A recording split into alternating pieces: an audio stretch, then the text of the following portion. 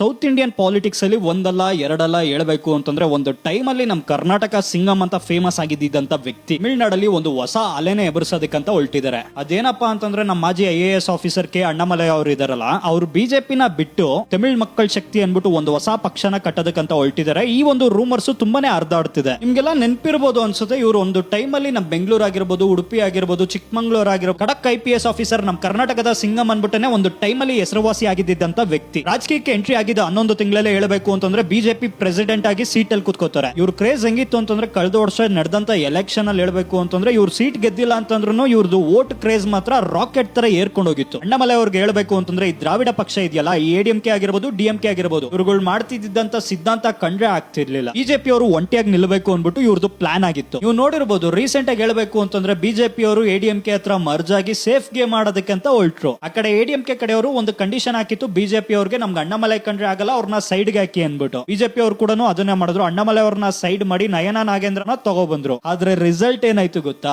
Merge ಆದ್ರೂ ಹೇಳ್ಬೇಕು ಅಂತಂದ್ರೆ ಬಿಜೆಪಿ ಅವ್ರಿಗೆ ಬಂದಿದ್ದು ಒಂದೇ ಒಂದು ಸೀಟ್. ಇವಾಗ ತಮಿಳ್ನಾಡಲ್ಲಿ ವಿಜಯ್ ಎಂಟ್ರಿ ಕೊಟ್ಟಾದ್ಮೇಲೆ ಫುಲ್ ಸೀನ್ ಚೇಂಜ್ ಆಗಿದೆ. ಇವಾಗ ನೀವುಗಳೇ ನೋಡಿರ್ಬೋದು, ತಮಿಳ್ನಾಡಲ್ಲಿ ವಿಜಯ್ ಆಪೋಸಿಟ್ ಆಗಿ ಸ್ಟ್ರಾಂಗ್ ಆಗಿ ನಿಂತ್ಕೊಳ್ಳೋ ಅಂತ ವ್ಯಕ್ತಿಗಳು ಯಾರು ಇಲ್ಲ. ಅದಕ್ಕೋಸ್ಕರನೇ ಅಣ್ಣಾಮಲೈ ಹೇಳ್ಬೇಕು ಅಂತಂದ್ರೆ ಬಿಜೆಪಿಯಿಂದ ಆಚೆ ಬಂದು ಅವರೇ ಒಂದು ಹೊಸ ಅಲೆನ ಸೃಷ್ಟಿ ಮಾಡೋದಕ್ಕೋಸ್ಕರ ಹೊಸ ಪಾರ್ಟಿನ ಕಟ್ಟೋದಕ್ಕೆ ಹೋಗ್ತಾರೆ. ಅಷ್ಟೇ ಅಲ್ಲ, ಇವ್ರಿಗೆ ರಜನಿಕಾಂತ್ ಅವರು ಕೂಡ ಸಪೋರ್ಟ್ ಇದ್ದಾರೆ ಅನ್ನೋ ಒಂದು ಸುದ್ದಿ ತಿರುಗಾಡ್ತಿದೆ. ಆಮೇಲೆ ಅವ್ರು ಹೇಳ್ಬೇಕು ಅಂತಂದ್ರೆ ಡೆಲ್ಲಿಗೆ ಹೋಗ್ಬಿಟ್ಟು ಮೋದಿ ಅವರ ಆಶೀರ್ವಾದ ತಗೊಬಂದಿದ್ದಾರೆ ಅನ್ಬಿಟ್ಟು EMK ಅವರು ಅಳ್ತಿದ್ದಾರೆ.